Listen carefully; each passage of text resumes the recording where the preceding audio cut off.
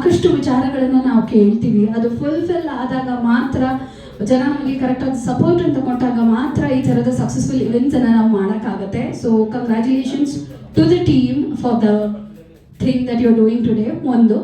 ಎರಡನೇದಾಗಿ ನನ್ನನ್ನು ಕೂಡ ಕರೆಸಿದ್ದಕ್ಕೆ ತುಂಬಾ ಧನ್ಯವಾದಗಳು. With that note of gratitude ನಾನು ಇವೆಂಟ್ನ ಸ್ಟಾರ್ಟ್ ಮಾಡೋಕ್ಕೆ ಶುರು ಮಾಡ್ತೀನಿ.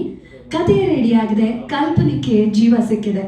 ಆ ಸುಂದರ ಲೋಕದ ಮೊದಲ ಹೆಜ್ಜೆಯಾಗಿ ಚಿತ್ರದ ಹೆಸರೇನು, ಪೋಸ್ಟರ್ ಹೇಗಿದೆ, ಹೀಗೆ ಎಲ್ಲ ವಿಚಾರವನ್ನ ನಾವಿವತ್ತು ತಿಳ್ಕೊಳ್ಳೋಣ. ಈ ಕಾರ್ಯಕ್ರಮಕ್ಕೆ ಎಲ್ರಿಗೂ ಮೊದಲನೇದಾಗಿ ಸ್ವಾಗತ. ಯಾವುದೇ ಕಾರ್ಯಕ್ರಮ ಕೂಡ ದೇವರ ಆಶೀರ್ವಾದ ಇಲ್ಲದೆ ಸಂಪೂರ್ಣ ಆಗಲ್ಲ. ಸೊ ಅದರಿಂದ ಚಿಕ್ಕದಾಗಿ ಒಂದು ಗಣಪತಿ ಶ್ಲೋಕವನ್ನ ಹೇಳ್ತಾ ಈ ಕಾರ್ಯಕ್ರಮವನ್ನ ಶುರು ಮಾಡ್ತಾ ಇದ್ದೀನಿ. ವಕ್ರತುಂಡ ಮಹಾಕಾಯ ಸೂರ್ಯಕೋಟಿ ಸಮಪ್ರಭ ನಿರ್ವಿಘ್ನಂ ಕುರು ದೇವ ಸರ್ವಕಾರ್ಯೇಷು ಸರ್ವದಾ. ಓಂ ಗಂ ಗಣಪತಿ ನಮಃ. ಎಲ್ಲರಿಗೂ ಭಗವಂತ ಒಳ್ಳೆ ಆಯುಷ್ಯ ಆರೋಗ್ಯವನ್ನ ಕೊಟ್ಟು ಕಾಪಾಡಲಿ ಅಂತ ಪ್ರಾರ್ಥನೆ ಮಾಡ್ತಾ ಇದ್ದೀನಿ. ಮೊದಲನೇದಾಗಿ ಪತ್ರಿಕಾಗೋಷ್ಠಿ ಕಾರ್ಯಕ್ರಮಕ್ಕೆ ಆಗಮಿಸಿರುವಂತಹ ಎಲ್ಲ ಮಾಧ್ಯಮ ಪತ್ರಕರ್ತರಿಗೂ, ಗುರು ಹಿರಿಯರಿಗೂ ಹಾಗೂ ಸ್ನೇಹಿತರಿಗೆ ನನ್ನ ಮತ್ತು ಚಿತ್ರತಂಡದ ಪರವಾಗಿ ತುಂಬು ಹೃದಯದ ಸ್ವಾಗತ. ಎಲ್ರಿಗೂ ಥ್ಯಾಂಕ್ಸ್ ಮನೆ ಬಂದಿದ್ದಕ್ಕೆ. ಇವತ್ತು ಟೈಮ್ ಮಾಡಿಕೊಂಡು ನಿಮ್ಮ ಪ್ರೆಸೆನ್ಸ್ ಬಹಳನೇ ಮುಖ್ಯ ಆಗತ್ತೆ, ಮೊದಲನೇ ಹೆಜ್ಜೆಯಿಂದ ಸ್ಟಾರ್ಟ್ ಮಾಡ್ತಿರೋದ್ರಿಂದ. ನನ್ನ ಹೆಸರು ಜಗದೀಶ್ ಮಂಜಣ್ಣ ಅಂತ. ಇಲ್ಲಿರೋ ಸಾಮಾನ್ಯವಾಗಿ ಎಲ್ಲ ಪತ್ರಕರ್ತರು, ಕ್ಯಾಮ್ರಾಮನ್ನು, ಫೋಟೋಗ್ರಾಫರ್ಸ್ ಎಲ್ಲ ನನ್ನ ಸ್ನೇಹಿತರೆ. ಯಾಕೆಂದರೆ 2010ರಿಂದ 2016ವರೆಗೂ ನಾನು ETVಯಲ್ಲಿ ಕೆಲಸ ಮಾಡ್ತಿದ್ದೆ. ಅದಾದ ನಂತರ ಕಲರ್ಸ್ ಕನ್ನಡ ಆಯಿತು. ನಾನು ಎಂಟರ್ಟೈನ್ ಆಗಿ ಸಪ್ರೇಟ್ ಪ್ರೊಡಕ್ಷನ್ ಹೌಸಿಗೆ ಕೆಲಸಕ್ಕೆ ಹೋದೆ. ಅಲ್ಲಿ ರಿಯಾಲಿಟಿ ಶೋಗಳು ಮಾಡಿಕೊಂಡು ಮುಂದುವರೆದೆ. ಹಾಗಾಗಿ ಈ ಸ್ವಲ್ಪ ಕ್ಯಾಮ್ರಾಮನ್ಗಳು ಸ್ವಲ್ಪ ಚೇಂಜ್ ಆಗಿರ್ಬೋದು ಅಷ್ಟೇ. ಮಿಕ್ಕಿತ್ತು ನಮ್ಮ ಮೋಕ್ಷಣ್ಣ ಆಗ್ಬೋದು, ಮನೋಣ್ಣ ಆಗ್ಬೋದು. ಸೊ ಪತ್ರಕರ್ತರು ಎಲ್ಲರೂ ಅವರೇ ಇದ್ದಾರೆ. ತುಂಬ ಖುಷಿ ಆಯಿತು. 10 ವರ್ಷದ ನಂತರ ಮತ್ತೆ ನಾನು ಈ ಪತ್ರಿಕಾಗೋಷ್ಠಿಯಲ್ಲಿ ಭಾಗಿಯಾಗ್ತಿದ್ದೀನಿ. ಅದು ನನ್ನ ಪುಣ್ಯ ಅಂತ ಅನ್ನಿಸ್ತು. ಮೊದಲನೇದಾಗಿ ನಾನು ಪ್ರೊಡಕ್ಷನ್ ಬಗ್ಗೆ ಮಾತಾಡ್ತೀನಿ. ರಾಘವ್ ಪೂಜಾರಿ ಅಂತ, ಮೂಲತಃ ಕುಂದಾಪುರದವರು. ಅವರು ಅವರ ತಾಯಿಯನ್ನ ಕಳ್ಕೊಂಡ ನಂತರ ಅವರ ತಾಯಿಯ ಹೆಸರಲ್ಲಿ ಚಿತ್ರರಂಗಕ್ಕೆ ಅಥವಾ ಉದ್ಯಮಕ್ಕೆ ಏನಾದರೂ ಒಂದು ಕೊಡುಗೆ ಕೊಡಬೇಕಂತ ಹೇಳಿ ಈ ಒಂದು ಸಂಸ್ಥೆಯನ್ನು ಕಟ್ಟಿದ್ದಾರೆ. ಅದರಲ್ಲಿ ನಾನು ಭಾಗಿಯಾಗಿರೋದು ನನ್ನ ಒಂದು ಅದೃಷ್ಟ, ಹಾಗೆ ನನ್ನ ಭಾಗ್ಯ ಕೂಡ. ಈ ಸಂಸ್ಥೆಗೆ ಮತ್ತು ಈ ಸಂಸ್ಥೆ ಜೊತೆ ನಿಂತಿರುವಂಥ ಅವರ ಕುಟುಂಬಕ್ಕೆ, ತಂಡದವರಿಗೆ, ಅಣ್ಣ ತಮ್ಮಂದರಿಗೆ, ಅತ್ತಿಗೆಯವ್ರಿಗೆ, ಅವರೆಲ್ಲ ಕುಟುಂಬದವ್ರಿಗೂ ನನ್ನ ಅಭಿನಂದನೆಗಳನ್ನ ಸಲ್ಲಿಸ್ತೀನಿ ಮತ್ತು ಹೃದಯಪೂರ್ವಕ ಧನ್ಯವಾದಗಳನ್ನ ಹೇಳ್ತೀನಿ. ನಾವು ಮೊದಲನೇ ದಿನ ಶೂಟಿಂಗ್ ಹೋದಾಗ ಅದು ಯಾವತ್ತೂ ನಾನು ಅದನ್ನು ಶೂಟಿಂಗ್ ಮಾಡ್ತಾ ಇದ್ದೀನಿ ಅಂತ ಅನ್ನಿಸ್ಲಿಲ್ಲ. ಯಾವುದೋ ಒಂದು ಫ್ಯಾಮಿಲಿ ಫಂಕ್ಷನಿಗೆ ಬಂದಿದ್ದೀನಿ ಅಂತ ಅನ್ನಿಸ್ತು. ಅಷ್ಟು ಚೆನ್ನಾಗಿ ನಮ್ಮ ಚಿತ್ರರಂಗದ ಒಂದು ಟೆಕ್ನಿಷಿಯನ್ ಆಗಲಿ, ಕಲಾವಿದರನ್ನಾಗಿ ಮನೆಯಿಂದ ಏನೆಲ್ಲ ಸೌಕರ್ಯಗಳನ್ನ ಕೊಡ್ಬೋದು ಅದನ್ನು ಕೊಟ್ಟು ನಮಗೆ ಉಪಚರಿಸಿ ಭಾಳ ತುಂಬ ಚೆನ್ನಾಗಿ ನೋಡಿಕೊಂಡ್ರು. ಸೊ ಇಂಥ ಒಂದು ಒಳ್ಳೆಯ ಸಂಸ್ಥೆ ನಮ್ಮ ಕನ್ನಡ ಚಿತ್ರರಂಗ ಬೇಕಾಗಿತ್ತು ಅಂತ ಅನ್ನಿಸ್ತಿದೆ ನನಗೆ. ಹಾಗಾಗಿ ಇದನ್ನು ನಾವು ನಮ್ಮ ಒಂದು ಶ್ರಮದ ಜೊತೆಗೆ ಅದನ್ನು ಉಳಿಸಿ ಬೆಳೆಸಬೇಕು ಅನ್ನೋ ಉದ್ದೇಶದಿಂದ ಈ ಕೆಲಸನ ನಾನು ನಿರ್ವಹಿಸ್ತಾ ಇದ್ದೀನಿ. ಎರಡನೇದಾಗಿ ನನ್ನ ಮೊದಲನೇ ನಿರ್ದೇಶನದ ಸಿನಿಮಾ ಇದು. ಸೊ ಹಾಗಾಗಿ ನನಗೇನು ಮಾತಾಡಬೇಕು ಗೊತ್ತಾಗ್ತಿಲ್ಲ. ಸೊ ಎಲ್ಲರೂ ಹಿರಿಯರಿದ್ದೀರಿ, ಗುರುಗಳಿದ್ದೀರಿ. ನನ್ನ ಒಬ್ಬ ಒಂದು ನಿರ್ದೇಶಕನಾಗಿ ಚಿತ್ರರಂಗಕ್ಕೆ ಪಾದಾರ್ಪಣೆ ಮಾಡ್ತಿರೋ ದಿನ ನೀವೆಲ್ಲರೂ ಅಭಿನಂದಿಸಿ ನನ್ನ ಸ್ವಾಗತಿಸಿ ಪ್ರೀತಿ ತೋರಿಸ್ತೀರಾ ಅಂತ ನಂಬಿದ್ದೀನಿ, ಬಯಸಿದ್ದೀನಿ. ನನ್ನ ಇಷ್ಟ ದೇವರು ಗುರುಗಳು ರಾಯರ ಆಶೀರ್ವಾದದಿಂದ ನಾನು ಇಲ್ಲಿ ಬಂದು ಕೂತಿರೋದಕ್ಕೆ ನಿಮ್ಮೆಲ್ಲರಿಗೂ ಆಭಾರಿಯಾಗಿದ್ದೀನಿ. ನಾನು ಫಸ್ಟ್ ಸಿನಿಮಾ ಅಂತ ಬಂದರೆ ನಂದು 13 ಮೂವಿ. ನರೇಂದ್ರ ಬಾಬು ಅವರು ನನಗೆ 13 ಮೂವಿಗೆ ಇಂಟ್ರೊಡ್ಯೂಸ್ ಮಾಡಿಸ್ತಾರೆ. ಅದು 2023-24 ಬಂದಿರ್ತದೆ. ರಾಘವೇಂದ್ರ ರಾಜ್ಕುಮಾರ್ ಹಾಗೂ ಶ್ರುತಿ ಮೇಡಮ್ ಅವ್ರ ಜೊತೆ ನಾನು ಲೀಡಿಂಗ್ ರೋಲ್ ಮಾಡಿರ್ತೀನಿ. ಹಾಗೆ ನನಗೆ ತುಂಬ ಆಫರ್ಗಳು ಬರ್ತದೆ. ನಾನು ಹೋಗಿರಲ್ಲ, ಏನೋ ಒಂದು ಮಾಡುವ ಅಂತ ಹೀಗೆ ಕಥೆನ ಹುಡ್ತಾ ಇರ್ತೀನಿ. ನನಗೆ 2024ರಲ್ಲಿ ಒಬ್ಬ ಕಾಲ್ ಮಾಡಿ, ನನಗೆ ಒಂದು ಕತೆ ಇದೆ ಅಣ್ಣ, ಒಂದು ಮಾಡಿಸ್ಕೊಡಿ ಅಂತ ಹೇಳ್ತಾನೆ ಊರ್ನು. ಆವಾಗ ನಾನು ಆ ಕತೆ ಕೇಳ್ತೀನಿ. ಕತೆ ಕೇಳಿ ಅವನೊಂದು ಲೈನ್ ಹೇಳಿರ್ತಾನೆ. ಲೈನ್ ಹೇಳಿದಾಗ ಇದನ್ನು ಡೆವಲಪ್ಮೆಂಟ್ ಮಾಡ್ಬೇಕಪ್ಪ ಅಂತ ಹೇಳ್ತೀನಿ. ಅಣ್ಣ ನನಗೇನು ಗೊತ್ತಿಲ್ಲ, ನಾನು ನಿಮ್ಗೊಂದು ಕತೆ ಲೈನ್ ಹೇಳಿದ್ದೀನಿ, ಇದನ್ನು ಯಾವ ರೀತಿ ಮಾಡ್ತೀರ ಅಂತ ಹೇಳಿದಾಗ ನಾನು ತುಂಬ ಕಡೆ ಹೋಗಿದ್ದೆ. ಯಾವುದೇ ಪ್ರೊಡ್ಯೂಸರ್ ಹತ್ರ ಹೋದರೆ ಬಜೆಟ್ ಎಷ್ಟಾಗುತ್ತೆ ಅಂತ ಕೇಳಿದ್ರು. ಆದರೆ ನೀವು ಆ ಥರ ಕೇಳಿಲ್ಲ, ಸಿನಿಮಾ ಮಾಡುವ ಅಂತ ಹೇಳಿದ್ರು ಅಂತ. ಹೀಗೆ ನಾವು ಮಾತಾಡುವಾಗ ಅದು ತಾಯಿ ಸೆಂಟಿಮೆಂಟ್ ಇತ್ತು ಮತ್ತು ಊರಿಗೆ ಸಂಬಂಧಪಟ್ಟಿದ್ದಿತ್ತು. ನಾನೊಂದು ವರ್ಷ 2025ರಿಂದ 20 ನವೆಂಬರ್ ತನಕ ಅದನ್ನು ಎಷ್ಟು ಜನ ಬೇಕು ಅಂದ್ಬಿಟ್ಟು ಊರಿನಲ್ಲೇ ಕುಂದಾಪುರದಲ್ಲಿ ಅದಕ್ಕೆ ಏನೆಲ್ಲ ಬೇಕೋ ವ್ಯವಸ್ಥೆ ಮಾಡಿಕೊಟ್ಟು ಅದನ್ನು ರೆಡಿ ಮಾಡಿದೆ. ಕಡೆಗೆ ನರೇಂದ್ರ ಬಾಬು ಅವ್ರು ನಾನು ನನ್ನ ಮನಸ್ಸಲ್ಲಿ ಇದ್ದಿದ್ದು ನರೇಂದ್ರ ಬಾಬು ಅವ್ರ ಕಡೆಯಿಂದ ನರೇಂದ್ರ ಬಾಬು ಅವರು ಪಲ್ಲಕ್ಕಿ ಇವ್ರ ಹತ್ರ ಮಾಡ್ಸೋಣ ಅಂದ್ಕೊಂಡೆ. ಆ ಹುಡುಗಂಗೂ ಮತ್ತೆ ಅವರಿಗೂ ಕ್ಲಾಶ್ ಆಗಿ ಅಣ್ಣ ನಾನೇ ಮಾಡ್ತೀನಿ ಅಂತ ಹೇಳ್ತಾನೆ. ನಿನ್ಗೆ ಗೊತ್ತೇನಪ್ಪ ಅಂತ ಕೇಳ್ತೀನಿ, ಹೌದು ಅಂತಾನೆ. ಆ ನಂಬಿಕೆ ಮೇಲೆ ಅವನ್ನ ಮುಂದೆ ಬಿಟ್ಟು ನಾನು ಮಾಡುವಂತೀನಿ. ನಾವು ಡಿಸೆಂಬರ್ 8ಕ್ಕೆ ಮುಹೂರ್ತ ಮಾಡ್ತೀನಿ ಆನೆಗುಡ್ಡಿಯಲ್ಲಿ. ದೈವದ ಆಶೀರ್ವಾದದಿಂದ ಅಲ್ಲಿ ಯಾರಿಗೂ ಕೊಟ್ಟು ಕಾಂತಾರದ ನಂತರ ಅಲ್ಲಿ ಯಾರಿಗೂ ಕೊಟ್ಟಿರಲ್ಲ ಮುಹೂರ್ತಕ್ಕೆ. ದೈವ ಫಲದಿಂದ ನನಗೆ ಮುಹೂರ್ತಕ್ಕೆ ಕೊಟ್ಟಿರ್ತಾರೆ, ಒಳ್ಳೆ ರೀತಿಯ ಮುಹೂರ್ತ ಆಗತ್ತೆ ಅಲ್ಲಿ. ನಂತರ ಮಾಡಿ 1 ವಾರ ಸ್ಕೆಡ್ಯೂಲ್ ನೋಡ್ತೀನಿ, ಕಥೆನೇ ಅವನಿಗೆ ಡೈರೆಕ್ಷನ್ನೇ ಬರ್ತಾ ಇಲ್ಲ ಆಯ್ತು. ಆವಾಗ ನನಗೆ ಇಂಟ್ರೊಡ್ಯೂಸ್ ಆಗಿದೆ ಇವರು. ಅವ್ರನ್ನ ಅವನಿಗೆ ಡೈರೆಕ್ಷನ್ ಬರಲ್ಲ ಅಂದ್ಬಿಟ್ಟು ಆ ಹುಡುಗ ಏನ್ ಮಾಡ್ತಾನೆ, ಜಗದೀಶ್ ಅವ್ರನ್ನ ಕಸಿರ್ತಾರೆ. ಜಗದೀಶ್ ಅವರಿಗೆ ಅಲ್ಲಿ ನಾನು ನೋಡಿದಾಗ ಜಗದೀಶ್ ಅವರದ್ದು ಆ ಒಂದು ಡೈರೆಕ್ಷನ್ ನೋಡಿದಾಗ ನಂಗೆ ತುಂಬಾ ಖುಷಿ ಆಯ್ತು. ಬಟ್ ಇವನಿಗೆ ಆಕ್ಷನ್ ಗೊತ್ತಿಲ್ಲ, ಕಟ್ಟು ಗೊತ್ತಿಲ್ಲ. ನಾನು 1 ವಾರ ಶೂಟಿಂಗ್ ಮಾಡಿ ನನಗೆ ತುಂಬಾ ಲಾಸ್ ಆಗುತ್ತೆ ಅಲ್ಲಿ. ಯಾಕಂದ್ರೆ 1 ವರ್ಷದಿಂದ ನಾನು ಅದನ್ನ ಪ್ರೊಸೆಸ್ ಮಾಡ್ತಾ ಇರ್ತೀನಿ. ಅವ್ರಿಗೆ ಏನೆಲ್ಲ ಬೇಕು ಸವಲತ್ತುಗಳು ಕೊಟ್ಟಿರ್ತೀನಿ, ಎಷ್ಟೆಲ್ಲ ಬೇಕು ಎಲ್ಲ ರೀತಿ. ನಾನು ಊರಲ್ಲಿ ನಾನು ಒಂದು 6 ತಿಂಗಳು ಮನೆ ಮಾಡಿಕೊಟ್ಟು ಒಂದು 10 ಜನ ಅವ್ರಿಗೆ ಟೆಕ್ನಿಷಿಯನ್ಗೆ ಎಲ್ಲರಿಗೂ ಅಲ್ಲಿ ಮನೆ ಮಾಡಿಕೊಟ್ಟು ನಾನು 1 ವರ್ಷದಿಂದ ಅದ್ರ ಬಗ್ಗೆನೇ ನಾನು ಮಾಡ್ತಾ ಇರ್ತೀನಿ. ನಂತರ 8ನೇ ತಾರೀಕಿಗೆ ಮುಹೂರ್ತ ನೋಡಿದಾಗ 1 ವಾರ ಸ್ಕೆಡ್ಯೂಲಲ್ಲಿ ನನಗೆ ಇಷ್ಟ ಆಗಿಲ್ಲ. ಕಡೆಗೆ ಅದು ಬೇಡ ಅಂತ ಹೇಳಿ ಅವನ ಕಥೆನ ನೋಡಿದೆ. ಅವನು ಹೇಳ್ತಾನೆ, ಅಣ್ಣ ನಾನೇ ಡೈರೆಕ್ಷನ್ ಮಾಡಬೇಕು ಅಂತಾನೆ. ಸ್ವಲ್ಪ ಮನಸ್ತಾಪಗಳಾಗಿ ನಾನು ನಿನಗೆ ಬರೋದಿಲ್ಲ, ಅವಾಗ ಜಗದೀಶ್ ಮಂಜೋಳ್ ಜೊತೆ ಹಾಕೋ, ನಿನಗೇನು ಬೇಕು ಅಂತ ನಾನು ಕೇಳಿದಾಗ ಹೇಳ್ತೀನಿ, ಇಲ್ಲ ಅಣ್ಣ ನನಗೆ ಡೈರೆಕ್ಷನ್ನೇ ಮಾಡ್ಬೇಕು ನಾನು, ಇಲ್ಲ ಅಂದ್ರೆ ನಾನು ಕತೆ ಕೊಡಲ್ಲ ಅಂತಾನೆ. ನನಗೆ 1 ವಾರ ಶೂಟಿಂಗ್ ಮಾಡಿ 1 ವರ್ಷ ನಾನು ಕಷ್ಟಪಟ್ಟಿರ್ತೀನಿ, ಇನ್ನೇನು ಮಾಡೋದು ಅಂತ ಬೇಜಾರಾಗೋಗಿರುತ್ತೆ ನನಗೆ. ಆವಾಗ ಜಗದೀಶ್ ಮಂಜಣ್ಣವ್ರು ಇದನ್ನು ಹೇಳ್ತೀನಿ, ಏನು ಮಾಡೋಣ ಅಂತ ಹೇಳ್ತೀನಿ. ಅವ್ರು ಹೇಳ್ತಾರೆ, ನನ್ನ ಹತ್ರ 3 ಕತೆ ಇದೆ ಮಾಡೋಣ ಅಂತಾರೆ. ಇಲ್ಲ ನನಗೆ ಊರಿನ ಕತೆ ಬೇಕು, ನನ್ನ ಊರಿನ ಕತೆ ಬೇಕು ಅಂತೀನಿ. ಇಲ್ಲ ಅಂದ್ರೆ ಬೇಡ. ಆದ್ರೆ ನನ್ನ ಊರಲ್ಲಿ ನನಗೆ ಒಂದು ಗೌರವ ಇದೆ, ನಮ್ಮ ತಾಯಿ ಹೆಸರು ಬೇರೆ, ಮುತ್ತಮ್ಮ ಪ್ರೊಡಕ್ಷನ್ ಅಂತ ನನ್ನ ತಾಯಿ ಹೆಸರಲ್ಲಿ ತಾಯಿ ನೆನಪಿ ನಾನು ಬಂದಿರ್ತೀನಿ. ಒಂದು ಮಾಡಲೇಬೇಕು ಅಂತ ನಾನು ಒಂದು ಆಸೆಯಿಂದ ನಾನು ಬಂದಿದ್ದೀನಿ. ಇಲ್ಲಿ ಯಾವುದೇ ರೀತಿ ಶೋಕಿ ಇಲ್ಲ, ಖುಷಿಯಿಂದ ಬಂದಿದ್ದೀನಿ. ಸಮಾಜಕ್ಕೆ ನಾನು ಕೊಡಬೇಕು ಅನ್ನೋದು ನಾನು ಅವ್ರಿಗೆ ಹೇಳಿದಾಗ ನಾವು ಮಿಡ್ ನೈಟ್ ತುಂಬಾ ಡಿಸ್ಕಸ್ ಮಾಡಿರ್ತೀನಿ. ನಾನು 1 ವಾರ ಡಿಪ್ರೆಷನ್ಗೆ ಹೋಗ್ಬಿಟ್ಟಿದ್ದೀನಿ. ಆ ಟೆನ್ಷನ್ ಅಲ್ಲಿ ಕತೆ ಏನ್ ಮಾಡೋದು, ಅವನ ಕತೆ ಅದು ಅಂದ್ರೆ ಫುಲ್ ಡೆವಲಪ್ಮೆಂಟ್ ಮಾಡಿರೋದು ನಾನು. 1 ವರ್ಷ ಅದಕ್ಕೆ ಟೈಮ್ ಕೊಟ್ಟಿದ್ದೀನಿ. ಅದಕ್ಕೆ ಬೇಕಾದ ಹಣ ಎಲ್ಲ ಖರ್ಚು ಮಾಡಿ ಇವಾಗ ಏನ್ ಮಾಡೋದು ಅಂತ ಯೋಚನೆ ಮಾಡಿದಾಗ ನಿಮ್ದೇ ಏನೋ ಕತೆ ಇದ್ರೆ ಹೇಳಿ ಅಂತ ಹೇಳ್ತಾರೆ. ನಾನು 1 ಲೈನ್ ಕತೆ ನಮ್ಮೂರಿನ ಬಗ್ಗೆ ಒಂದು ಹೇಳ್ತೀನಿ. ನಮ್ದು ಏನಿದೆ ಜೈನರ ಕಾಲದ್ದು ಬ್ರಿಟಿಷರ ಕಾಲದ್ದು ಏನಿದೆ ಅಲ್ಲಿ ಒಂದು ನಮ್ದು ಊರಿದ ಒಂದು ವಿಶೇಷವಾಗಿದ್ದನ್ನು ಹೇಳ್ತೀನಿ ಸರ್. ಆಮೇಲೆ ನಿಮ್ದು ಹೇಳಿ ಅಂತಾರೆ. ನಾನು ಈ ತರ ಬಂದೆ, ಹೊಟ್ಟೆ ಪಾಡಿಗಂತ ಬೆಂಗಳೂರಿಗೆ ಬಂದು ನಮ್ಮ ತಾಯಿ ಕಳ್ಸಿದ್ರು ಊಟಕ್ಕಂತ. ಇದೆಲ್ಲ ಹೇಳಿದಾಗ ಸರ್ ಇದೇ ಚೆನ್ನಾಗಿದೆ, ಇದೇ ಸ್ಟೋರಿ ಮಾಡ್ತೀನಿ ಸರ್ ನಾನು ಅಂತ ಹೇಳಿ ತುಂಬಾ ಟೈಮ್ ತಗೊಂಡು 4 ತಿಂಗಳು ಅವರು ಹಗಲು ಕಷ್ಟಪಟ್ಟು ಅದು ಒಂದು ಒಳ್ಳೆ ಅದಕ್ಕೊಂದು ಲೈನ್ ಕೊಟ್ಟು ತುಂಬಾ ಚೆನ್ನಾಗಿ ಮಾಡ್ತಾರೆ. ಫಸ್ಟ್ ಸಲ ಬಂದು ಹೇಳ್ತಾರೆ ಇಷ್ಟ ಆಯ್ತು ಅಂತೀನಿ, ನೆಕ್ಸ್ಟ್ ಬಂದು ಹೇಳ್ತಾರೆ ನಾನು ಏನ್ ಎನ್ಸ್ಕೊಂಡಿದ್ದೀನಿ ಅದಕ್ಕಿಂತ 1 ಹೆಜ್ಜೆ ಮೇಲೋಗಿ ತುಂಬಾ ಚೆನ್ನಾಗಿ ಚೆನ್ನಾಗಿ ಮಾಡಿದ್ದಾರೆ. ಅವಾಗ ಖುಷಿಯಾಗಿ ಇದೇ ಚೆನ್ನಾಗಿದೆ ಅಂದ್ಬಿಟ್ಟು ರೆಡಿ ಮಾಡ್ಕೊಳ್ಳಿ ಅಂತ ಹೇಳಿದಾಗ ಸರ್ ನಾವು ರೆಡಿ ಅಂತ ಹೇಳ್ಬಿಟ್ಟು 4 ತಿಂಗಳು ಅವ್ರು ಕಷ್ಟಪಟ್ಟು ಆ ಕಥೆಯನ್ನು ಹಣೆದು ಎಷ್ಟು ಅದ್ಭುತವಾಗಿ ಮಾಡಿದ್ದಾರೆ ಅಂದ್ರೆ ಅವ್ರಿಗೆ ಧನ್ಯವಾದ ಹೇಳ್ಬೇಕು. ನಿಜವಾಗ್ಲೂ ಇದು ದೈವ ಫಲ ಅನ್ಕೊಂತೀನಿ. ಆ ಕತೆ ಹೋಗ್ಲಿಕ್ಕೂ ಇದು ಸಿಕ್ಲಿಕ್ಕೂ ನನ್ಗೊಂದು 20-25 ಲಕ್ಷ ಲಾಸ್ ಆಗಿರುತ್ತೆ. ನನ್ನ ತಲೆ ಕೆಸ್ಕೊಂಡಿರಲ್ಲ.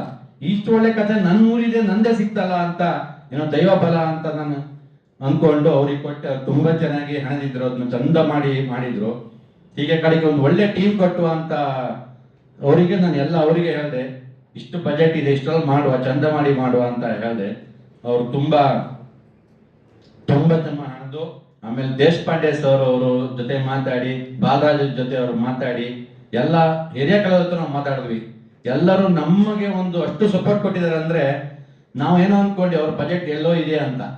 ಆದ್ರೆ ಅವರು ಒಂದು ಕತೆ ಕೇಳ್ಬಿಟ್ಟು ಸರ್ ನೀವೇನ್ ಕೊಡ್ತೀರಾ ಅಂತ ಕೇಳಿದ್ರು. ನಿಜವಾಗ್ಲೂ ಇವತ್ತು ಅವ್ರು ಬಂದಿಲ್ಲ, ಶೂಟಿಂಗ್ ಅಲ್ಲಿ ಇದ್ದಾರೆ. ದೇಶಪಾಂಡೆ ಸರ್, ಗೋಪಾಲಕೃಷ್ಣ ದೇಶಪಾಂಡೆ ಅವರು, ಬಾಲರಾಜ್ ಅವರು ನನ್ನ ಜೊತೆ ಹೇಗ್ ತರ ನಿಂತ್ಕೊಂಡಿದ್ದಾರಂದ್ರೆ ತುಂಬಾ ಖುಷಿ ಆಗತ್ತೆ. ಹಾಗೆ ನನ್ಗೆ ಇಡೀ ಚಿತ್ರ ತಂಡ ಎಲ್ಲಾ ಟೆಕ್ನಿಷಿಯನ್ ಅವರು ಪ್ರತಿಯೊಬ್ರು ಅಷ್ಟೇ ಅಷ್ಟು ಅದ್ಭುತವಾಗಿ ನನಗೆ ಒಬ್ಬ ಹೊಸಪನಾಗಿ ನನಗೆ ಬಂದಿದ್ದು ಕಾಣಿಸಿಲ್ಲ, ಅಷ್ಟೊಂದು ಸಪೋರ್ಟ್ ಕೊಟ್ಟಿದ್ರು. ಹೀಗಾಗಿ ಅವರಿಗೆ ನಾನು ಫಸ್ಟ್ ನಮ್ಮ ಜಗದೀಶ್ ಅವರಿಗೆ ಕೃತಜ್ಞತೆ ಹೇಳ್ಬೇಕು. ಇದ್ರ ಮೊದಲು ನನಗೆ ಫಸ್ಟ್ ಕತೆ ತಗೊಂಡೋಗಿದ್ದೆ ನಮ್ಮ ಅಣ್ಣ ಹತ್ರ. ನೀವು ಮಾಡಿ ಅಧ್ಯಕ್ಷರೇ, ನಿಮ್ಮ ಹತ್ರ ಆಗುತ್ತೆ ಮಾಡಿ ಅಂತ ನನಗೆ ನಿಜವಾಗ್ಲೂ ಅವರೇ ನನಗೆ ಫಸ್ಟ್ ಸಾಥ್ ಕೊಟ್ಟು ನಿಜವಾಗ್ಲೂ ಅವ್ರ ಜೊತೆಗೆ ನಿಮ್ಗೆ ಏನ್ ಬೇಕು ಹೇಳಿ ನಾನು ಮಾಡ್ತೀನಿ ಅಂದಾಗ, ಅಣ್ಣ ಸ್ವಲ್ಪ ದುಡ್ಡು ಹಾಕಿ ಅಂತ ಹೇಳಿದೆ. ನಾನು ಹಾಕ್ತೀನಿ ಅಧ್ಯಕ್ಷ ನಿಮ್ಗೆ ಯಾಕೆ ಮಾಡಿ ಅಂತ ಹೇಳಿದಾಗ ಫಸ್ಟ್ ಕತೆ ಮಾಡಿದಾಗ ಆವಾಗ ಇವ್ರ ಕತೆ ಕೇಳ್ತಾರೆ, ಸ್ವಲ್ಪ ಚೇಂಜ್ ಮಾಡ್ಕೊಂಡು ಬನ್ನಿ ಅಂತಾರೆ. ಆವಾಗ ಅವನ ಹತ್ರ ಹೇಳ್ತೀನಿ ನಾನು ಒಂದು ಅದೇ 6 ತಿಂಗಳಿಂದ 1 ವರ್ಷ ಕಷ್ಟಪಟ್ಟಿದ್ದಕ್ಕೆ ನೆಕ್ಸ್ಟ್ ಅದು ಆಧಾರ ಆಗುತ್ತೆ. ಇವ್ರಿಗೆ ನನಗೆ ಹೇಳಿರಲ್ಲ, ನೆಕ್ಸ್ಟ್ ನಮ್ದು ಆಧಾರ ಆದಾಗ ಅವ್ರಿಗೆ ಹೇಳಿದೆ, ನೆಕ್ಸ್ಟ್ ಅಣ್ಣನಿಗೆ ಹೇಳಲೇ ಇಲ್ಲ. ಆದ್ರೆ ಅಣ್ಣ ಹೇಳಿದ್ದಾರೆ ನಿಮ್ಮ ಜೊತೆ ನಾನಿದ್ದೀನಿ ಅಂತ. ಏನೇ ಸಪೋರ್ಟ್ ಬೇಕು ನನಗೆ ಕೊಡ್ತೀನಿ ಅಂದ್ಬಿಟ್ಟು ನಮ್ಮ ಅಧ್ಯಕ್ಷರು ಹಾಗೆ ನಮ್ಮ ಇನ್ನೊಬ್ರು ಇದ್ದಾರೆ ತಾಯಿ ಸ್ಥಾನದಲ್ಲಿ ಅನುರಾಧ ಮೇಡಮ್, ಅವ್ರು ತುಂಬಾ ನಮ್ಗೆ ಏನೇ ಆಗ್ಲಿ ನಾನು ಇದ್ದೀವಿ ಅಂತ ಹೇಳ್ತಾರೆ. ಹಾಗೆ ಅವ್ರು ನೆಕ್ಸ್ಟ್ ಕಂಪ್ನಿ ಕಡೆ ಬಿಜಿ ಹೋಗ್ತಾರೆ, ನಾನು ಶೂಟಿಂಗ್ ಕಡೆ ಬರ್ತೀನಿ. ಅದೇ ರೀತಿ ನಮ್ಮ ಅಣ್ಣ ಆಗ್ಲಿ ನಂದಕುಮಾರ್ ಅಂತ ತುಂಬಾ ಸಪೋರ್ಟ್ ಕೊಟ್ಟಿದ್ದಾರೆ, ಮತ್ತಿಗೆ ಇದ್ದಾರೆ, ಮತ್ ಮನೆಯವರೆಲ್ಲರೂ ನನಗೆ ತುಂಬಾ ಸಪೋರ್ಟ್ ಕೊಟ್ಟಿದ್ದಾರೆ. ಹಾಗೆ ನಮ್ಮ ಸ್ನೇಹಿತರು ತುಂಬ ಜೊತೆ ನಿಂತ್ಕೊಂಡು ಏನೇ ಬೇಕು ನಿಮಗೆ ಸಪೋರ್ಟ್ ನಾನು ಕೊಡ್ತೀನಿ ಅಂದ್ಬಿಟ್ಟು ಇಲ್ಲಿ ತನಕ ನಾವು ಬಂದಿದ್ದೀವಿ. ನಾವು ನಿಮ್ಮ ಹತ್ರ ಕೇಳೋದಷ್ಟೇ, ಮಾಧ್ಯಮದವ್ರ ಹತ್ರ ನಿಮ್ಮ ಆಶೀರ್ವಾದ ಸಹಕಾರ ನಮ್ಮ ಮೇಲೆ ಇರಬೇಕು. ನಾವೊಬ್ಬ ಹೋಟ್ಲಲ್ಲಿಂದ ಬಂದಿದ್ದೀನಿ 96ರಲ್ಲಿ 10ನೇ ವರ್ಷಕ್ಕೆ ನಾನು ಬೆಂಗಳೂರಿಗೆ ಆವತ್ತಿಂದ ಹೋಟ್ಲು ಲೋಟದೊಳೆಯಕ್ಕೆ ಬಂದವನು. ಇವತ್ತೇನೋ ಒಂದು ಆಸೆ ಇದೆ ಅಂದ್ರೆ 4 ಜನಕ್ಕೆ ಒಳ್ಳೇದು ಮಾಡೋಣ ಅಂತ. ಅದನ್ನ ನಿಮ್ಮ ಆಶೀರ್ವಾದ ಸಹಕಾರ ನಮ್ಮ ಮೇಲೆ ಇರಬೇಕು. ಮಾಧ್ಯಮದವರು ದಯವಿಟ್ಟು ನಿಮ್ಮ ಆಶೀರ್ವಾದ ಸಹಕಾರ ನಮ್ಮ ಚಿತ್ರತಂಡದ ಮೇಲೆ ನನ್ನ ಮೇಲೆ ಇರಲಿ ಅಂತ ಹೇಳ್ತೀನಿ. ಧನ್ಯವಾದಗಳು ಎಲ್ಲರಿಗೆ. ಕ್ಷೇತ್ರ ಬಾರ ಸಿನಿಮಾ ಒಂಥರ ನನಗೆ ಭಾಳ ದಿನ ಆದಮೇಲೆ ಒಂದು ದೊಡ್ಡ ಬಜೆಟ್ ಅಂತ ನಾನು ಅನ್ಕೊಳ್ತೀನಿ. ಯಾಕಂದರೆ ಆ್ಯಸ್ ಎ ಡೈರೆಕ್ಟರ್ ಹತ್ರ ನಾನು ಕತೆ ಡಿಸ್ಕಷನ್ ಮಾಡಬೇಕಾದ್ರೆ ಎಲ್ಲರೂ ಹೇಳ್ತಾರೆ ಹಾಗೆ ಬರಬೇಕು ಹೀಗೆ ಬರಬೇಕಂತ. ಸೊ ಏನೇ ಬರಬೇಕಿದ್ರು ಅದಕ್ಕೆ ತಕ್ಕನಂಥ ಎಕ್ವಿಪ್ಮೆಂಟ್ ಕೊಟ್ಟರೆ ಮಾತ್ರ ಬರೋಕ್ಕೆ ಸಾಧ್ಯ. ಸುಮ್ಮನೆ ಯಾವುದೋ ಸಿನಿಮಾನ ನೋಡಿಕೊಂಡು ಆ ಥರ ಬರಬೇಕು ಈ ಥರ ಬರಬೇಕಂತ ಹೇಳಿದ್ರೆ ಅದು ಬರೋಲ್ಲ. ಸರಿ, ನಾನು ಹೇಳಿದೆ ನೈಟ್ ಎಫೆಕ್ಟ್ ಅದೆಲ್ಲ ಲೊಕೇಶನ್ ನೋಡಬೇಕಾದ್ರೆ ನೈಟ್ ಎಫೆಕ್ಟ್ಗೆ ಅಂದರೆ ಕೆಳಗಡೆ ಸ್ಟ್ಯಾಂಡೆಲ್ಲ ಲೈಟ್ ಇಟ್ಕೊಂಡ್ರೆ ಸರಿ ಬರಲ್ಲ ಮರದ ಮೇಲೆ. ಅದಕ್ಕೆ ಇಂಡಸ್ಟ್ರಿಯಲ್ ಕ್ರೈನ್ 25,000-30,000 ಬಾಡಿಗೆ ಹೇಳ್ತಾರೆ ಬಾಡಿ. ಸರಿ, ನಾನು ಸುಮ್ಮನೆ ಕೇಳಿದೆ ಕೊಡ್ತಾರೋ ಇಲ್ವೋ ನೋಡೋಣ ಅಂತ. ಬಟ್ ನನಗೆ ಅದು ಥ್ಯಾಂಕ್ಸ್ ಸರ್, ಯಾಕಂದ್ರೆ ನೆಕ್ಸ್ಟ್ ಶೂಟಿಂಗ್ ನಾನು ಕೇಳ್ತೀನಿ ಕೊಡಿ. ಯಾಕಂದರೆ ಆ ನೈಟ್ ಎಫೆಕ್ಟ್ ಎಷ್ಟು ಚೆನ್ನಾಗಿ ಬಂದಿದೆ ಅಂದರೆ ತುಂಬ ಚೆನ್ನಾಗಿ ಬಂದಿದೆ. ಬಿಕಾಸ್ ಆಫ್ ನನಗೆ ಆ 2 ಕ್ರೈನ್ ಕೊಟ್ಟಕ್ಕೆ ಆ ಕ್ರೈನ್ಗೆ 30,000 ರೆಂಟ್ ಬರುತ್ತೆ ಪರ್ ಡೇ. ಅದನ್ನೆಲ್ಲ ನನಗೆ ಪ್ರೊವೈಡ್ ಮಾಡಿದ್ದಾರೆ. Thank you so much. ಯಾಕಂದರೆ ಎಕ್ವಿಪ್ಮೆಂಟ್ ಇಲ್ಲದೆ ಒಳ್ಳೆ ಲೈಟ್ ಇಲ್ಲದೆ ಅದನ್ನು ಯೂಸ್ ಮಾಡೋ ಗೊತ್ತಿಲ್ಲ ಅಂದ್ರೂ ಆಗಲ್ಲ. ಸೊ ತುಂಬ ಚೆನ್ನಾಗಿ ಬಂದಿದೆ. ಡ್ರೋನ್ಗೆ ದುಡ್ಡು ಇಂಪಾರ್ಟೆಂಟ್, ಲೈಟ್ಸ್. ಯಾಕಂದರೆ ಡ್ರೋನ್ ಹೆಂಗಾದ್ರು ಡೇ ಎಫೆಕ್ಟ್ ಮಾಡ್ಕೋಬಹುದು, ನೈಟ್ ಎಫೆಕ್ಟ್ ಆ್ಯಕ್ಚುಲಿ ಚಾಲೆಂಜ್ ಇರೋದೇ ಒಂದು ಸಿನಿಮಾಟೋಗ್ರಾಫರ್ಗೆ. ನೈಟ್ ಎಫೆಕ್ಟ್ ಡೇ ಎಫೆಕ್ಟ್ ಅದು ಹೆಂಗೋ ಇದು ಮಾಡ್ಕೋಬಹುದು, ನೈಟ್ ಎಫೆಕ್ಟ್ ಒಂದು ಚಾಲೆಂಜ್ ಇರೋದು. ಒಂದು ಮೂಡ್ ಕ್ರಿಯೇಟ್ ಮಾಡಬೇಕಂದ್ರೂ ಸಿನಿಮಾಗೆ ತುಂಬ ಚಾಲೆಂಜ್ ಆಗಿರುತ್ತೆ. ಸೊ ಈಗ ನಾನು ಮೊನ್ನೆ 12 kg ಲೈಟ್ ಕೇಳಿದೆ ಕಾರ್, ಅದನ್ನು ಕೊಡಿಸಿದ್ರು. ನೆಕ್ಸ್ಟ್ 18 kg ಕೇಳೋಣ ಅಂತ ಇದ್ದೀನಿ, ಯಾಕಂದರೆ ಇನ್ನೊಂದು ಚೂಟ ಇರಲಿ ಅಂತ. ಸೊ ಅದನ್ನು ಕೊಡ್ತಾರೆ ಅಂತ ನಂಬಿಕೆ ಇದೆ. ಎಲ್ಲದಕ್ಕೆ ಏನೇ ಮಾಡಿದ್ರು ಸಿನಿಮಾಗೆ ಸರ್, ಯಾಕಂದರೆ ಸಿನಿಮಾ ಚೆನ್ನಾಗಿ ಬಂದರೆ ನಾಳೆ ನಮ್ಗೆ ಹೇಳ್ಕೊಡ್ತಿರೋದು ಅಷ್ಟೇ. Thank you so much. ಎಲ್ಲರಿಗೂ ನಮಸ್ಕಾರ. ದೇವರು ಒಂದು ಸ್ಕ್ರಿಪ್ಟ್ ಬರ್ತಿರ್ತಾನೆ, ನಾವು ಬರ್ಕೊಂಡಿದ್ದ ಸ್ಕ್ರಿಪ್ಟ್ ಅನ್ನಿಸ್ದು ವರ್ಕ್ ಆಗಲ್ಲ. ಇದು ದೇವರ ಸ್ಕ್ರಿಪ್ಟ್ ಅಂತೀನಿ. ಅಂದರೆ ಅನಿರೀಕ್ಷಿತವಾಗಿ ಜಗದೀಶ್ ಮಂಜಣ್ಣಗೆ ಬಂದಂತಹ ಒಂದು ಅವಕಾಶ. ರಾಘವ್ ಅವರು ಅದನ್ನು ಪ್ರೀತಿಯಿಂದ ಅವ್ರ ಕೈ ಕೊಟ್ಟಿದ್ದಾರೆ, ಜೊತೆಗೆ ನಮ್ಮನ್ನೆಲ್ಲ ತೊಡಗಿಸ್ಕೊಂಡಿದ್ದಾರೆ. ಇದಕ್ಕೆ ಇವತ್ತಿನ ಚಿತ್ರರಂಗದ ಈ ಪರಿಸ್ಥಿತಿಯಲ್ಲಿ ಒಂದು ಚಿತ್ರ ಮುಹೂರ್ತ ಕಾಣ್ತಾ ಇದೆ, ಶೂಟಿಂಗ್ ನಡೀತಾ ಇದೆ ಅನ್ನೋದೇ ಒಂದು ದೊಡ್ಡ ವಿಷಯ. ಅದು ಒಂದು ಗಟ್ಟಿಯಾದ ಕಥೆಯನ್ನ ಇಟ್ಕೊಂಡು ಬಂದಂತಹ ಸಿನಿಮಾ ಕ್ಷೇತ್ರಪಾಲ. ಜಗದೀಶ್ ಅವರು ನನಗೆ ಹಿಂದೆ ರಂಗಭೂಮಿಯಲ್ಲಿ ಪರಿಚಿತರು. ರಂಗಭೂಮಿಯಲ್ಲಿ ನಾನಿದ್ದಾಗ ಸಾಕಷ್ಟು ನನ್ನ ನಾಟಕಗಳಿಗೆ ಬಂದು ನಮಗೆ ಪ್ರಶಂಸೆಯನ್ನು ಕೊಟ್ಟು ಬೆಂತಟ್ಟಿದಂತಹ ಅದ್ಭುತ ಮನುಷ್ಯತ್ವವುಳ್ಳ ಮನುಷ್ಯ ಜಗದೀಶ್. ಆ ನಂಬಿಕೆ ಅವತ್ತಿನ ನಮ್ಮ ಗೆಳೆತನ ಇಲ್ಲಿ ತನಕ ಕರ್ಕೊಂಡ್ಬಂದಿದೆ. ನನಗೊಂದು ಈ ಸಿನಿಮಾದಲ್ಲಿ ಅವಕಾಶ ಕೊಟ್ಟಿದ್ದಾರೆ. ಇದೊಂದು ನಂಬಿಕೆ ಅಥವಾ ಮೂಢನಂಬಿಕೆ ನಡುವಿನ ಒಂದು ದಕ್ಷಿಣ ಕನ್ನಡದ ಸಂಸ್ಕೃತಿಯನ್ನ ಬಿಂಬಿಸುವ ವಿಶೇಷವಾದ ಸಿನಿಮಾ ಆಗುತ್ತೆ ಅಂತ ನನಗೆ ಭರವಸೆ ಇದೆ. ಯಾವುದೇ ಸಿನಿಮಾಕ್ಕೂ ನಮ್ಗೆ ಗೊತ್ತಿದೆ ಗಟ್ಟಿಯಾದ ಕಥೆ ಇರಬೇಕು ಅಂತ. ಆ ನಿಟ್ಟಿನಲ್ಲಿ ರಾಘವ್ ಅವರು ಒಂದು ಅದ್ಭುತ ಕಥೆಯನ್ನ ಸೆಲೆಕ್ಟ್ ಮಾಡಿಕೊಂಡಿದ್ದಾರೆ. ಆ ನಿಟ್ಟಿನಲ್ಲಿ ಎಲ್ಲ ತಂತ್ರಜ್ಞರು ಕೂಡ ಇದಕ್ಕೆ ಸಹಕರಿಸ್ತಿದ್ದಾರೆ. ನಿಮ್ಮೆಲ್ಲ ಸಹಕಾರ ಇರಲಿ. ಅಷ್ಟೇ, ಧನ್ಯವಾದ. ಎಲ್ಲ ವೇದಿಕೆ ಮೇಲೆ ಇರುವ ನಿರ್ಮಾಪಕರೇ, ನಿರ್ದೇಶಕರೇ, ಛಾಯಾಗ್ರಾಹಕರೇ, ವಿಶೇಷವಾಗಿ ನಮ್ಮ ಮಾಧ್ಯಮ ಮಿತ್ರರೇ, ಇಲ್ಲಿ ನೆರೆದಿರತಕ್ಕಂಥ ಎಲ್ಲ ನನ್ನ ಆತ್ಮೀಯ ಸ್ನೇಹಿತರೆ, ನನ್ನ ಸ್ನೇಹಿತ ರಾಘವ್ ಪೂಜಾರಿ ಮಂಗಳೂರಿಂದ ಬಂದು ಬೆಂಗಳೂರಿನಲ್ಲಿ ಜೀವನ ನಡೆಸಲಿಕ್ಕೆ ಅಂತೇಳಿ ಎಲ್ಲ ಥರ ಕಷ್ಟಗಳನ್ನು, ನೋವುಗಳನ್ನು ತಿಂದು ಅನುಭವಿಸಿ ತಿರ್ಗಾ ಮತ್ತೆ ಊರಿಗೆ ಹೋಗಿ ತಿರ್ಗಾ ಮತ್ತೆ ಬೆಂಗಳೂರಿಗೆ ಬಂದು ಜೀವನವನ್ನು ಕಟ್ಕೊಳ್ಳೋಕ್ಕೆ ಹಲವಾರು ನ್ಯಾಯ ಮಾರ್ಗದಲ್ಲಿ ಕಷ್ಟ ಸುಖಗಳನ್ನು ಉಂಡು ಸುಮಾರು 3-4-5 ವರ್ಷಗಳ ಹಿಂದೆ ನಮ್ಮ ಕರವೇ ಸ್ವಾಭಿಮಾನಿ ಸೇನೆ ನಮ್ಮನ್ನು ಮೆಚ್ಚಿ ಒಂದು ಬೆಂಗಳೂರು ನಗರ ಯುವ ಘಟಕ ಅಧ್ಯಕ್ಷರಾಗಿ ಸ್ವಾಭಿಮಾನಿ ಸೇನೆಗೆ ಪಾದಾರ್ಪಣೆ ಮಾಡಿ ಹಲವಾರು ಹೋರಾಟಗಳಲ್ಲಿ ಭಾಗವಹಿಸಿ ಹಲವಾರು ರೈತ ಪರ, ಕಾರ್ಮಿಕ ಪರ, ಸುಮಾರು ದೇವನಹಳ್ಳಿಯಲ್ಲಿ ಹಲವಾರು ಹೋರಾಟಗಳನ್ನು ಮಾಡಿ ಮನೆಗಳನ್ನು ಮಂಜೂರು ಮಾಡಿಸ್ಲಿಕ್ಕೆ ಸತತವಾಗಿ ಪ್ರಯತ್ನವನ್ನು ನನ್ನ ಜೊತೆ ಸೇರಿಸಿ ಹೋರಾಟಗಳನ್ನು ಮಾಡಿಕೊಂಡು ಜೊತೆಗೆ ಬಂದು ಈ ಮಧ್ಯದಲ್ಲಿ ನನಗೂ ಒಂದೆರಡು ಫಿಲಮ್ನಲ್ಲಿ ಮಾಡಿ ಕರ್ಕೊಂಡು ಹೋಗಿದ್ರು. ಅಧ್ಯಕ್ಷ ನೀವು ಬರಲೇಬೇಕು, ನಾನು ಆ್ಯಕ್ಟ್ ಮಾಡಿದ್ದೀನಿ, ನೀವು ಬರಲೇಬೇಕು ಅಂತೇಳಿ ನನ್ನನ್ನು ಒಂದೆರಡು ಸಿನಿಮಾದಲ್ಲಿ ಕರ್ಕೊಂಡು ಹೋಗಿದ್ರು. ತುಂಬ ಚೆನ್ನಾಗಿ ಮಾಡಿದರು. ಅದರಲ್ಲಿ ಅಧ್ಯಕ್ಷ ಈ ಕೇಳು ನಿಮ್ಮನ್ನೆಲ್ಲೋ ಕರ್ಕೊಂಡು ಹೋಗ್ತಾ ಇದೆಯಲ್ಲ ಈ ಹಂತದಲ್ಲಿ, ಏಕೆ ಅಂದರೆ ತುಂಬ ಚೆನ್ನಾಗಿ ಮಾಡಿದರು. ಹಾಗಾಗಿ ಮಾಡೋ ನಾಯಕ ಮುಂದುವರಿ, ಒಂದು ಉದ್ದಿಮೆ ಏನಾದರೂ ಒಂದು ಬೇಕು, ಹೋಟ್ಲು ಇರಲಿ ಮಾಡು ನಾಯಕ ಅಂತೇಳಿ ನಾನು ಅವರಿಗೆ ಮಾಡ್ತಾ ಇದ್ದೀಯ. ಪ್ರಯತ್ನ ಇದ್ದರೆ ಫಲ ಭಗವಂತನಿಗೆ ಬಿಡೋಣ, ಪ್ರಯತ್ನ ಮಾಡ್ತಾ ಇರಿ ಅಂತೇಳಿ ಹೇಳಿದಾಗ ಆಯಿತು ಅಧ್ಯಕ್ಷರೇ ಅಂತೇಳಿ ಆ ಮಧ್ಯದಲ್ಲಿ ಸುಮಾರು ಬೇರೆ ಬೇರೆ ನಾನು ನೋಡಿದೆ. ಈಗ ನಮ್ಮ ಜಗದೀಶ್ ಅವರು ಮಾತಾಡೋದು ಮತ್ತು ಅವ್ರ ಬಗ್ಗೆ ವಿಚಾರಗಳನ್ನು ನೋಡಿ ಪರವಾಗಿಲ್ಲ, ಈ ಒಂದು ದೊಡ್ಡ ಮಟ್ಟಕ್ಕೆ ಈ ಸಿನಿಮಾವನ್ನು ತಗೊಂಡೋಗ್ತಾರೆ ಅಂತ ನಾನು ಬಹಳ ಖುಷಿ ಆಯಿತು. ಹೆಸರು ಬೇರೆ ಕ್ಷೇತ್ರ ಪಾಲ, ಆ ಕ್ಷೇತ್ರವನ್ನು ಕಾಯಲಿಕ್ಕೆ ಆ ಪಾಲ ಆ ಭಾಗದಲ್ಲಿ ದೇವ್ರದು ಅಂತ ನಾನು ಭಾವಿಸಿದ್ದೀನಿ. ಅದರ ಮಧ್ಯದಲ್ಲಿ ಎಲ್ಲ ವಿಚಾರಗಳನ್ನು ಏನು ಬೇಕು ಈ ಸಿನಿಮಾ ಜನಗಳಿಗೆ, ಈಗಿನ ಯುವಕರಿಗೆ, ಈಗಿನವರಿಗೆ ಸರಿಯಾದ ರೀತಿಯಲ್ಲಿ ಒಂದು ಸಿನಿಮಾವನ್ನು ಉಣಬಡಿಸಬೇಕು. ಆ ಜನ ಇವಾಗೆಲ್ಲ ಥಿಯೇಟ್ರ್ ಬರೋದು ಕಮ್ಮಿಯಾಗಿದೆ. ಏನು ಇವರು ಸಹ ರಿಷಬ್ ಶೆಟ್ಟಿ ಊರ್ನವರೇ ಅಂತ ಕೇಳ್ಪಟ್ಟೆ. ರಿಷಬ್ ಶೆಟ್ಟಿ ಯಾರು ಅಂತ ನಮಗೆ ಮೊದಲೆಲ್ಲ ಗೊತ್ತಿರಲಿಲ್ಲ.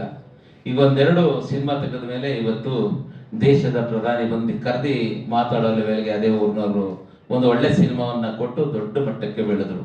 ಅದೇ ರೀತಿ ನಮ್ಮ ಆತ್ಮೀಯ ಸ್ನೇಹಿತ ಒಂದು ಒಳ್ಳೆ ಅದರಲ್ಲೇನೋ ಒಂದು ಮಿಂಚು ಕಾಣಿಸ್ತು, ಕ್ಷೇತ್ರಪಾಲ ಅನ್ನೋದು ಒಳ್ಳೆ ಒಂದು ಸೂಕ್ತವಾದ ಸೂಕ್ತವಾದ ಹೆಸರನ್ನು ಇಟ್ಟಿದ್ದಾರೆ.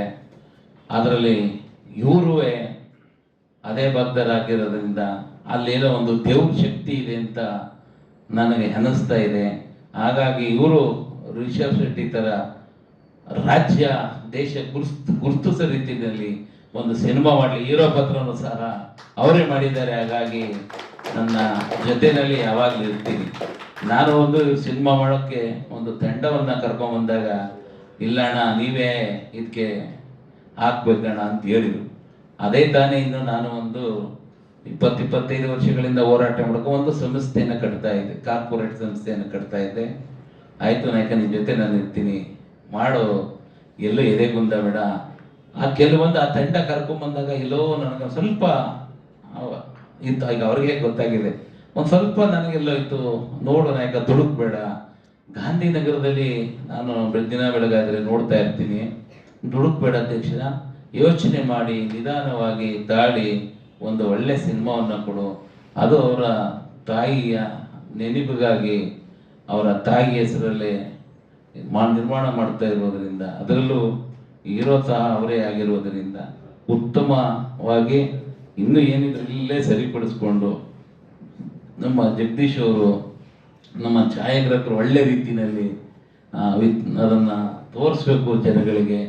ಮತ್ತು ಅದರಲ್ಲೂ ವಿಶೇಷವಾಗಿ ನಮಗೆ ನೀವು ಮುಖ್ಯ, ಮಾಧ್ಯಮದಲ್ಲೂ ನಮಗೆ ಬಹಳ ಮುಖ್ಯ. ಇವತ್ತು ಯಾರನ್ನು ಬೇಕಾದ್ರೂ ಕೆಳಗೆ ಇಳಿಸ್ತೀರಿ, ಯಾರನ್ನು ಬೇಕಾದ್ರೂ ಮೇಕತ್ತಿಸ್ತೀರಿ. ನೀವು ಮನಸ್ಸು ಮಾಡಿದರೆ ಸರಿಯಾಗಿರೋದನ್ನ ಮೇಕತ್ತಿಸ್ತೀರಿ, ಸರಿ ಇಲ್ಲ ಅನ್ನೋದನ್ನ ಕೆಳಗೆ ಇಳಿಸ್ತೀರಿ. ಎಷ್ಟೆಷ್ಟು ಜನ ರಾಜೀನಾಮೆ ಕೊಟ್ಟಿರೋದು ನೋಡಿರ್ಬೋದು. ಉದಾಹರಣೆಗೆ ನಾವು ಸುಮಲತ್ತನೇ ನೋಡಿರ್ಬೋದು. ನೀವೆಲ್ಲ ತೋರಿಸಿದ್ದು ಅವ್ರು ಅಂದಿದ್ದ ಮಾತು ಅವ್ರನ್ನ MP ಆಗಿ ಮಾಡಿಸ್ತು. ನನ್ನ ಕಣ್ಣು ಮುಂದೆ ನಡೆದ ವಿಚಾರಗಳು ಹಲವಾರು ನೋಡ್ತೀನಿ. ಹಾಗಾಗಿ ನಿಮ್ಮದು ಬಹಳ ಅತ್ಯಗತ್ಯವಾಗಿ ನಿಮ್ಮ ಅವಶ್ಯಕತೆ ನನ್ನ ಸ್ನೇಹಿತ ರಾಘವ್ ಪೂಜಾರಿ ಅವರಿಗೆ ಬೇಕಾಗಿದೆ.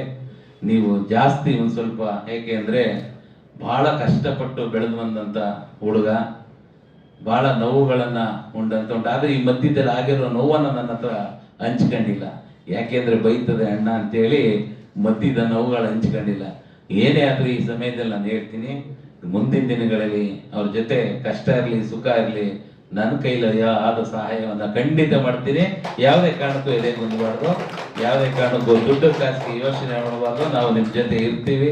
ಒಂದು ಜನಗಳಿಗೆ ಒಂದು ಒಳ್ಳೆ ಸಿನಿಮಾವನ್ನು ಕೊಡಿ, ಈಗಿನ ಪೀಳಿಗೆಗೆ ಒಳ್ಳೆ ಸಿನಿಮಾವನ್ನು ಕೊಡಿ.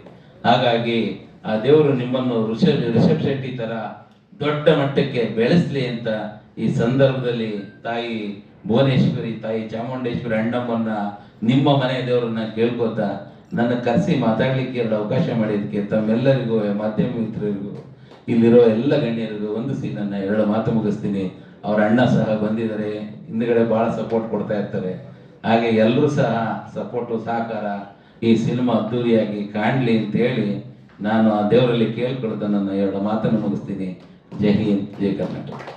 ನಮ್ಮ ಚಿತ್ರರಂಗವನ್ನು ಕಟ್ಟಿ ಬೆಳೆಸಿದ ಪುಣ್ಯಾತ್ಮರಿಗೆ ನಮನ ಸಲ್ಲಿಸುತ್ತಾ, ಹಾಗೆ ನಮ್ಮೊಂದಿಗಿರುವ ಎಲ್ಲ ಮಾಧ್ಯಮ ಮಿತ್ರರಿಗೆ ಹಾಗೂ ಗಣ್ಯರಿಗೆ, ಹಾಗೆ ನಮ್ಮ ರಾಜ್ಯ ನಮ್ಮ ಭಾಷೆ ಅಂದಾಗ ಫಸ್ಟು ನಮಗೆ ಕನ್ನಡ, ನಮಗೆ ಅನ್ನ ಕೊಡೋದು ಯಾವುದು, ಅದರ ಮುಖಾಂತರವೇ ಸ್ವಾಭಿಮಾನಿ ವೇದಿಕೆ ಅಧ್ಯಕ್ಷರು ನಮ್ಮ ಜೊತೆ ಇದ್ದಾರೆ. ಎಲ್ಲರಿಗೂ ನಮ್ಮ ನಿರ್ದೇಶಕರ ಸಂಘದ ಪರವಾಗಿ ನಮಸ್ಕಾರಗಳನ್ನು ತಿಳಿಸ್ತೇನೆ. ಹಾಗೆಯೇ ನಮ್ಮೊಂದಿಗೆ ಇವತ್ತು ರಾಘವ್ ಪೂಜಾರಿ ಅವರು ನಿನ್ನೆ ಕಚೇರಿಗೆ ಬಂದು, ರಾಘವ್ ಪೂಜಾರಿ ಅವರು ಮತ್ತು ಜಗದೀಶ್ ಮಂಜನ್ ಅವರು ಬಂದು ನಮ್ಮ ಪತ್ರಿಕಾಗೋಷ್ಠಿ ಕರೆಯುವಾಗ ನಮ್ಮ ಜೊತೆ ಈಗ ಆಗಲೇ ಇಬ್ಬರು ಕಾರ್ಯಕಾರಿ ಸಮಿತಿ ಸದಸ್ಯರು ಬಂದಿದ್ದಾರೆ. ಜೋಸೆಮನ್ ಅವ್ರ ಮಗ ಜಿತೇಂದ್ರ ಜೋಸೆಮನ್ ಇದ್ದಾರೆ, VM ರಾಜಣ್ಣ ಇದ್ದಾರೆ, ಹಾಗೆಯೇ ನಮ್ಮ ಅಶೋಕ್ ಕಡಬ ಅವರು ಕೂಡ ನಮ್ಮ ಸದಸ್ಯರು. ಇವೆಲ್ಲರೂ ಅಂದರೆ ನಮಗೆ ಉದ್ದೇಶ ಒಂದೇ, ಯಾರೇ ಸಿನಿಮಾ ಮಾಡಲಿ, ಕನ್ನಡ ಸಿನಿಮಾ ಮಾಡಿದಾಗ ಆ ಕನ್ನಡ ಸಿನಿಮಾ ತುಂಬ ಚೆನ್ನಾಗಿ ಮಾಡ್ತಾರಾ ಇಲ್ವಾ ಅನ್ನೋದನ್ನು ನೋಡಿಕೊಂಡು ಕಾರ್ಯಕ್ರಮಕ್ಕೆ ಬರುವಂಥ ಪ್ರಯತ್ನವನ್ನು ನಾವು ಮಾಡ್ತಾ ಇದ್ದೀವಿ. ನಿನ್ನೆ ನಮ್ಮ ಕಚೇರಿಗೆ ಬಂದಾಗ ಸುಮಾರು ಒಂದು 2-3 ಗಂಟೆ ನಮ್ಮ ಜೊತೆ ಕೂತ್ಕೊಂಡು ಇದರ ಬಗ್ಗೆ ಡಿಸ್ಕಷನ್ ಆದಾಗ, ಹಿಂದೆ ಏನು ಆಗಿತ್ತು ಅನ್ನೋದ್ರ ಬಗ್ಗೆ ಕೂಡ ಚರ್ಚೆ ನಡೆದಾಗ, ಏನೋ ಇವರು ತುಂಬ ಒಳ್ಳೆ ಮನಸ್ಸಿನಿಂದ ರಾಘವ್ ಪೂಜಾರಿ ಅವರು ಸಿನಿಮಾಕ್ಕೆ ಕೈ ಹಾಕಿದ್ದಾರೆ. ಅದೇ ರೀತಿ ಅವರಿಗೆ ಸರಿಯಾದಂಥ ಒಂದು ಜೋಡಿ ನಿರ್ದೇಶಕ ಸಿಕ್ಕಿದ್ದಾರೆ ಅಂತ ಜಗದೀಶ್ ಮಂಜನನ ಮಾತನ್ನು ನೋಡಿ ನಮಗೆ ಗೊತ್ತಾಯ್ತು. ಅದೇ ರೀತಿ ಕ್ಷೇತ್ರಪಾಲ ಅಂದ ತಕ್ಷಣ ನಮಗೆ ನಮ್ಮ ದಕ್ಷಿಣ ಕನ್ನಡ, ಉಡುಪಿ ಜಿಲ್ಲೆಗಳಲ್ಲಿ ನಮಗೆ ಮೂಲವಾಗಿ ಗೊತ್ತಾಗೋದು ಏನಂದ್ರೆ, ಆಧ್ಯಾತ್ಮಿಕ, ಸಾಂಸ್ಕೃತಿಕ ಜೊತೆಗೆ ಧರ್ಮದ ನೆಲೆಯಲ್ಲಿ ಅದು ಸೃಷ್ಟಿಯಾದಂಥ ಸಂಸ್ಕೃತ ಪದವೇ ಕ್ಷೇತ್ರಪಾಲ. ನಾವು ಕೆಲವು ದೇವಸ್ಥಾನಗಳಲ್ಲಿ, ನಾವು ಈಗ ಹಾಗೆ ಜಗದೀಶ್ ಅವರಲ್ಲಿ ನೆನಪು ಮಾಡಿದ್ರು, ಧರ್ಮಸ್ಥಳ ಕ್ಷೇತ್ರವನ್ನು ನೆನಪು ಮಾಡಿದ್ರು. ಹಾಗೆ ನೀವು ಯಾವ ಕ್ಷೇತ್ರಕ್ಕೂ ಹೋದ್ರು, ಈಗ ಪೊಳಲಿ ರಾಜರಾಜೇಶ್ವರಿ ದೇವಸ್ಥಾನಕ್ಕೆ ಹೋಗಿ, ಅಥವಾ ಕೊಲ್ಲೂರು ದೇವಸ್ಥಾನಕ್ಕೆ ಹೋಗಿ, ಮಂಗಳೂರಲ್ಲಿ ಕದ್ರಿ ಮಂಜುನಾಥೇಶ್ವರ ದೇವಸ್ಥಾನಕ್ಕೆ ಹೋಗಿ, ಕ್ಷೇತ್ರ ಅಂತ ಬಂದಾಗ ಕ್ಷೇತ್ರಪಾಲಲ್ಲಿ ಮುಖ್ಯವಾಗಿ ಇರಬೇಕು. ಕ್ಷೇತ್ರಪಾಲನ ದರ್ಶನ ಪಡೆದು ಆಮೇಲೆ ದೇವರ ದರ್ಶನ ಪಡೆಯುವಂತ ಒಂದು ಕ್ರಮ ನಮ್ಮ ಊರಲ್ಲಿ ಇದೆ. ಅದೇ ರೀತಿ ಊರು ಅಂತ ಬಂದಾಗ ಊರಿಗೆ ಒಬ್ಬ ಯಜಮಾನ, ಆ ಯಜಮಾನ ಅದು ದೈವ ಆಗಿರ್ಬೋದು, ದೇವರಾಗಿರ್ಬೋದು, ಯಾರೇ ಇರ್ಬೋದು, ಅದನ್ನ ನಾವು ಗ್ರಾಮ ದೇವರು ಅಥವಾ ಗ್ರಾಮ ದೈವ ಅಂತ ಸ್ವೀಕಾರ ಮಾಡಿ ಅದಕ್ಕೆ ಪ್ರತಿ ಸಾರಿ ನಾವು ಅದನ್ನ ಪೂಜೆ ಮಾಡುವಂತ ಒಂದು ಕಲ್ಪನೆಯನ್ನ ಮತ್ತು ಎಲ್ಲ ರೀತಿಯ ಸಾಂಪ್ರದಾಯಿಕವಾಗಿ ಹೇಗೆ ನಡ್ಕೋಬೇಕು ಅನ್ನೋದನ್ನ ನಾವು ಮಾಡ್ತೀವಿ. ನನಗೆ ಈ ಕ್ಷೇತ್ರಪಾಲ ಅಂದ ತಕ್ಷಣ ಅಷ್ಟು ಈಸಿಯಾದಂಥ ಪದ ಖಂಡಿತ ಅಲ್ಲ, ಅಷ್ಟು ಈಸಿಯಾದ ಹೆಸರು ಕೂಡ ಅಲ್ಲ. ಕ್ಷೇತ್ರಪಾಲ ಅಂದ ತಕ್ಷಣ ಒಂದು ಸ್ವಲ್ಪ ಭಯನೂ ಇರುತ್ತೆ, ಭಕ್ತಿನೂ ಇರುತ್ತೆ. ಬಟ್ ಅದೇ ರೀತಿ ಕತೆ ಯಾವ ಥರ ಮಾಡಿದಾರ ಅನ್ನೋದು ನಿರ್ದೇಶಕರಿಗೂ ನಿರ್ಮಾಪಕರಿಗೂ ಬಿಟ್ಟಿದ್ದು. ಊರು ಅಥವಾ ಕಾಡು ಅಥವಾ ಕ್ಷೇತ್ರ ಪವಿತ್ರವಾದಂಥ ಒಂದು ನೆಲೆಯಲ್ಲಿ ಈ ಕ್ಷೇತ್ರ ಪಾಲನ ದರ್ಶನ ಆಗುತ್ತೆ. ಅದೇ ರೀತಿ ಇಲ್ಲೂ ಕೂಡ ಈ ಚಿತ್ರದಲ್ಲೂ ಕೂಡ ಆ ಪಾತ್ರ ಅದನ್ನು ಊರಿಗೆ ತಗೊಂಡು ಹೋಗಿದಾರೋ ಅಥವಾ ಯಾವ ನೆಲೆಯಲ್ಲಿ ತಗೊಂಡು ಹೋಗಿದಾರೋ ಅನ್ನೋದು ನಮ್ಗೆ ಗೊತ್ತಿಲ್ಲ. ಯಾಕಂದ್ರೆ ನಾವು ಅವರು ಕಥೆ ಹೇಳಿದ ಪ್ರಕಾರ ನಮ್ಗೆ ಗೊತ್ತಿದ್ರು ಕೂಡ ಅವರು ನಿರ್ದೇಶಕರಿಗೆ ಮತ್ತು ನಿರ್ಮಾಪಕರಿಗೆ ಬಿಟ್ಟಿದ್ದಂತೆ. ಬಟ್ ಒಂದು ಖುಷಿಯಾಗಿದ್ದು ಏನಂದ್ರೆ ನಿರ್ದೇಶಕರಲ್ಲಿ ನಿರ್ಮಾಪಕರು ಹೇಳಿದ್ರು, ನಾನು ಒಂದು ಸಿನಿಮಾದಲ್ಲಿ ಆಕ್ಟ್ ಮಾಡಿದ್ದೆ, ಫಸ್ಟ್ ಪಿಕ್ಚರ್ ಪ್ರೊಡಕ್ಷನ್ ಮಾಡ್ತೀನಿ, ಮೊದಲಿಗೆ ನನಗೆ ತೊಂದರೆ ಆಯಿತು ಸಿನಿಮಾದಲ್ಲಿ ಅಂತ.